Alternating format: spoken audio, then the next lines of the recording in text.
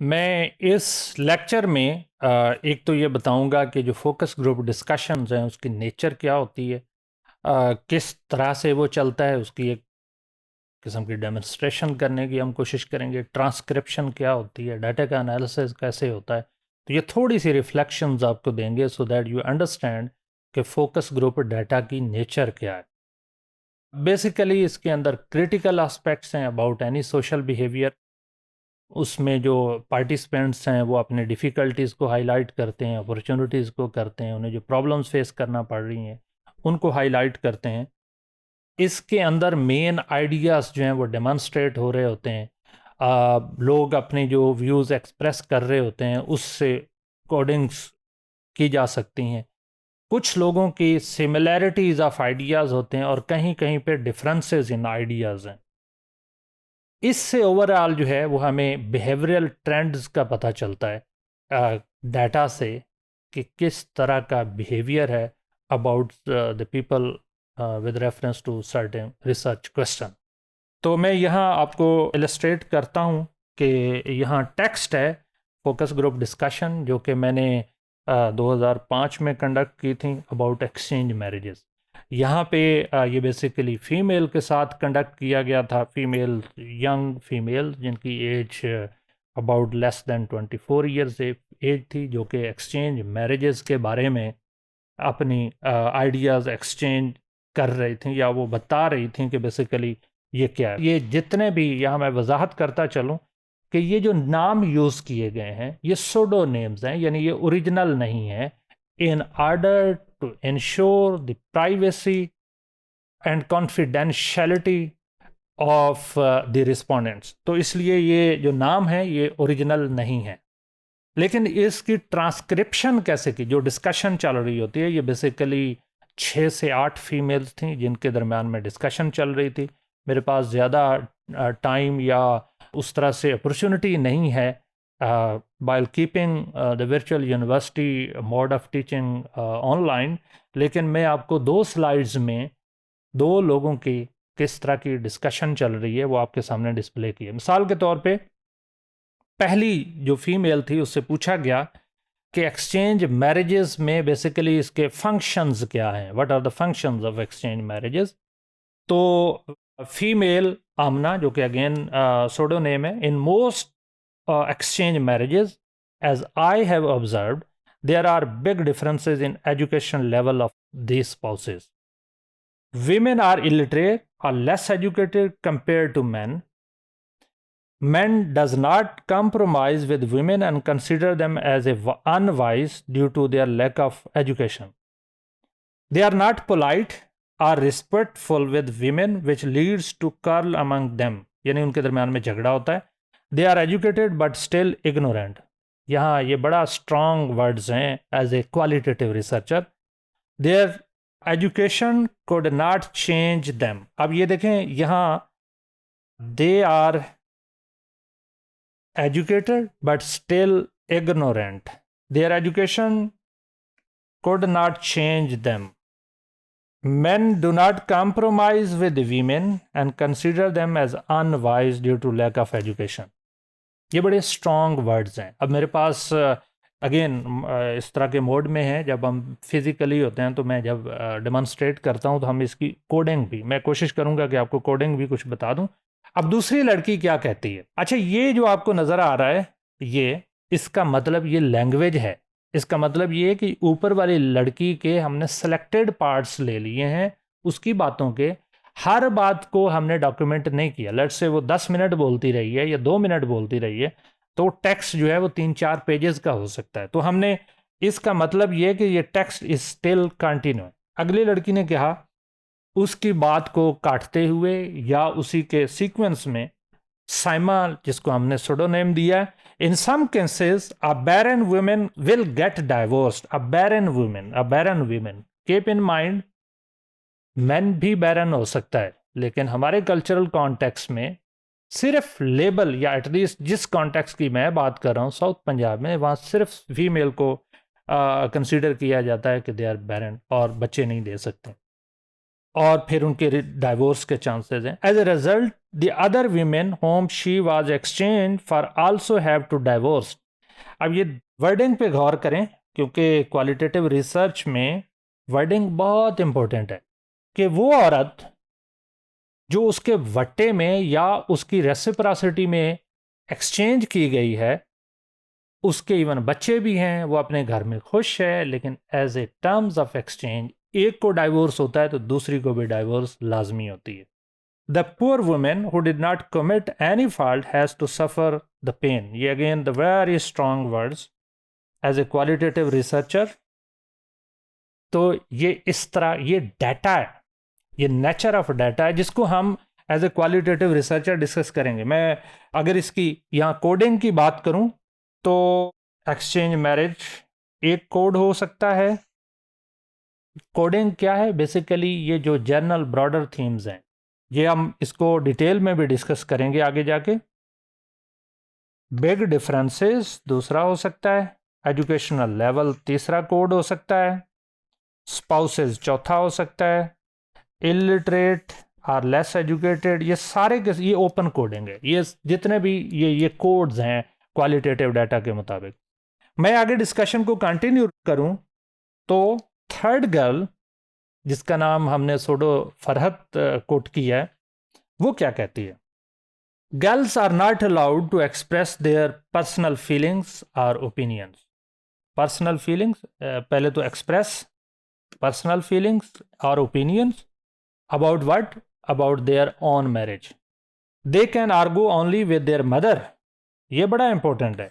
सिर्फ माँ के साथ वो बात कर सकते हैं, बाप के साथ नहीं बात कर सकते शादी पे, और माँ के साथ भी लिमिटेड, या सिस्टर्स के साथ बात कर सकते हैं, लेकिन फादर के साथ नहीं। बहुत इंपॉर्टेंट है कल्चरल कॉन्टेक्स्ट में।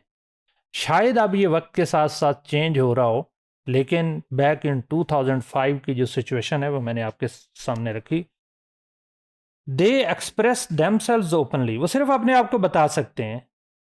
अगर वो ऐसा करेंगे तो आगे लड़की क्या कहती है? The family and community male treat them, वो उन्हें इबरत का निशान बना देंगे। मेल ट्रीट देम, तो वो नहीं उन्हें अलाउ करते कि आप एक्सप्रेस करें आपने शादी कहाँ करनी। They are blamed for being deviant. यहां मैं एक और वजाहत करता चलूं, as a good qualitative researchers आप उर्दू या लोकल वर्ड्स ओरिजिनल यहाँ पे आने चाहिए, लेकिन चूंकि मेरे ऑडियंस इंटरनेशनल कम्युनिटी थी, मैंने जर्मन यूनिवर्सिटी में थीसिस सबमिट करवाया, तो I must have to trust on the language. Original words मुझे यहाँ देने चाहिए थे। मैं बीइंग अ नाइव रिसर्चर इसको एक्नॉलेज करता हूँ कि यहाँ ये चीज़ मिसिंग है इस डाटा में। तो यहाँ मैं आपकी ट्रेनिंग करना चाहता हूँ कि डाटा की नेचर क्या है और उस नेचर के अंदर क्या ओरिजिनल डाटा की रिफ्लेक्शन है।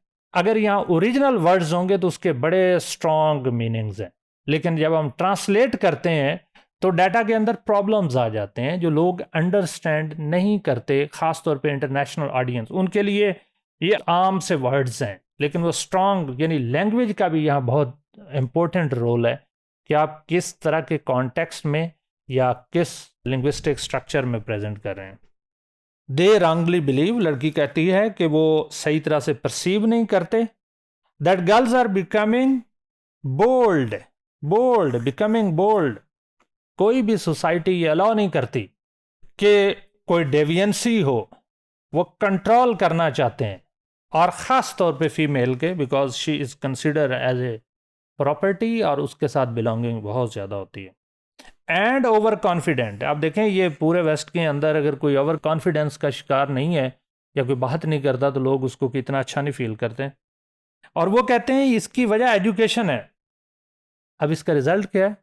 शुड एजुकेशन बी अबॉलिश्ड, एक इंटरप्रिटेशन, और should educational system be changed, दूसरी इंटरप्रिटेशन, या थर्ड कि लोग एजुकेटेड तो हैं क्योंकि पीछे डिस्कशन से ये चल रहा है, बट दे आर इग्नोरेंट। इसका मतलब ये है कि उनकी कैपेसिटी बिल्डिंग नहीं हो रही, उनकी पर्सनल इनलाइटमेंट नहीं हो रही, उनके अंदर वो डिग्रियां तो आ गई हैं लेकिन एजुकेशन नहीं आई, सिविलिटी नहीं आई, ह्यूमन वैल्यूज नहीं है। एक इंटरप्रिटेशन ये भी है। आप एक और लेंस से भी उसको देख सकते हैं कि ये तो सारी वेस्टर्न वैल्यूज हैं, तो आप क्या वेस्टर्न वैल्यूज को हमारे ऊपर इम्पोज करके तो आप वेस्टर्नाइजेशन करना चाह रहे हैं, ये लोकल इंटरप्रिटेशन है। तो ये बेसिकली सारा काम जो है वो इंटरप्रिटेशन का है क्वालिटेटिव डाटा में। आगे वो लड़की कहती है, the people in this community believe that education is spoiling and corrupting them. मुझे बेसिकली मेरी फीमेल कॉलीग डॉक्टर आबदा शरीफ, जो कि फातिमा जनाब विमेन यूनिवर्सिटी में आजकल असिस्टेंट प्रोफेसर हैं, ये मेरे साथ उस फील्ड वर्क में थी, वी वर टुगेदर, और बेसिकली उसने ये ग्रुप डिस्कशन कंडक्ट की, क्योंकि मैं being a male and being young was not allowed to interact with them. तो जो ओरिजिनल वर्ड्स मैंने उसमें से सुने ऑडियो रिकॉर्डिंग की with the permission of the respondents, वो बड़े इंटरेस्टिंग थे। और उसकी एक आध मैं वर्ड आपके सामने यूज़ करता हूँ कि वो यानी ये एजुकेशन सिस्टम लड़कियों को तबाह कर रहा है, एजुकेशन सिस्टम हमारी लड़कियों को तबाह कर रहा है। तो ये वर्ड्स हैं, ये बड़े स्ट्रॉन्ग वर्ड्स हैं बीइंग अ क्वालिटेटिव रिसर्चर, और इसकी बड़ी स्ट्रॉन्ग कॉनोटेशन है। एक और लड़की जो इस फोकस ग्रुप डिस्कशन की, जिसको हमने सोडो नेम दिया राबिया, और वो कहती है, our fathers think that the socialisation of children is only the mother's task. ये माँ की जिम्मेदारी है। माँ ने अगर सही तरबियत नहीं की, माँ ने अगर सही जिम्मेदारी नहीं निभाई, तो वो जनरेशन्स तबाह हो जाती हैं। Fathers don't spend proper time with their children. बाप ने तो कमाना है, ये सिर्फ माँ की जिम्मेदारी है। यानी यहाँ आप देखें पूरी जो हमारी ओवरऑल जो पैटर्न ऑफ सोशलाइजेशन है वो यहाँ विजिबल है। माँ ने बच्चों की तरबियत करनी है, बाप ने अर्न करना है। डिवीजन ऑफ लेबर बड़ी क्लियर है। उन बाप का काम है कि वो वक्त के साथ साथ अपनी इकोनॉमी, घर की इकोनॉमी की, पर्सनल वेलबींग को मैनेज करे। माँ की जिम्मेदारी है कि वो घर के हाउस होल्ड को देखे। अब जब आपने एज ए क्वालिटेटिव रिसर्चर इसकी इंटरप्रिटेशन करनी है, तो आप कई एंगल से कर सकते हैं। पहले ये पेट्रियार्कल सिस्टम है, जो कि ट्रेडिशनल इंटरप्रिटेशन है आजकल के दौर में, कि पेट्रियार्की किसी को अलाउ नहीं करती। दूसरी इंटरप्रिटेशन के डिवीजन ऑफ लेबर है, और दोनों हर एक अपने अपने डोमेन में काम कर रहा है। माँ भी उसी तरह से वर्किंग वीमेन के तौर पे काम कर रही है बच्चों की सोशलाइजेशन में, और बाप की रिस्पॉन्सिबिलिटी भी अर्नी है। ये डिवीजन ऑफ लेबर है। तीसरी इंटरप्रिटेशन वो ये है कि इनके दरमियान में डिसकनेक्ट है। बाप चूंकि बच्चों को टाइम नहीं देता, उनकी फीलिंग्स, अंडरस्टैंडिंग उसके जहन में नहीं है, और इस वजह से, और माँ बच्चों के साथ कम्युनिकेट भी करती है, बात भी करती है, उनकी ट्रेनिंग भी करती है, सोशलाइजेशन भी करती है, उनको बेहतर अंडरस्टैंड करती है। और चौथी इंटरप्रिटेशन कि माँ बाप के दरमियान में एक मॉडरेटर का रोल प्ले कर रही है, फैसिलिटेटर का, कि बच्चों के कोई प्रॉब्लम्स होंगे तो माँ उसको सॉफ्ट लैंग्वेज में बाप को बताएगी, और बाप उसको वो करेगा तो ये आप मल्टीपल एंगल से, और भी आप हंड्रेड्स एंड थाउजेंड्स इंटरप्रिटेशन कर सकते हैं।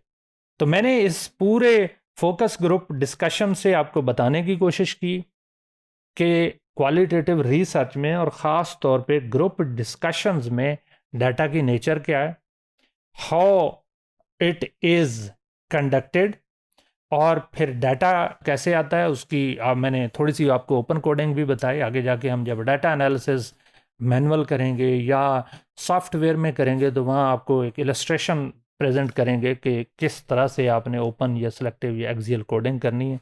लेकिन यहाँ मैंने आपको इंटरप्रिटेशन थोड़ा सा डाटा की दी, ताकि जब आपने उसकी फाइंडिंग को लिखना है तो उस डाटा को इंटरप्रिटेशन कैसे देनी है। फोकस ग्रुप डिस्कशंस की ये बिल्कुल short glimpse of data reflection मैंने प्रेजेंट की, सो दैट आप अंडरस्टैंड कर सकें कि क्वालिटेटिव रिसर्च में, और ख़ास तौर पे फोकस ग्रुप डिस्कशन का डाटा किस तरह का होता है।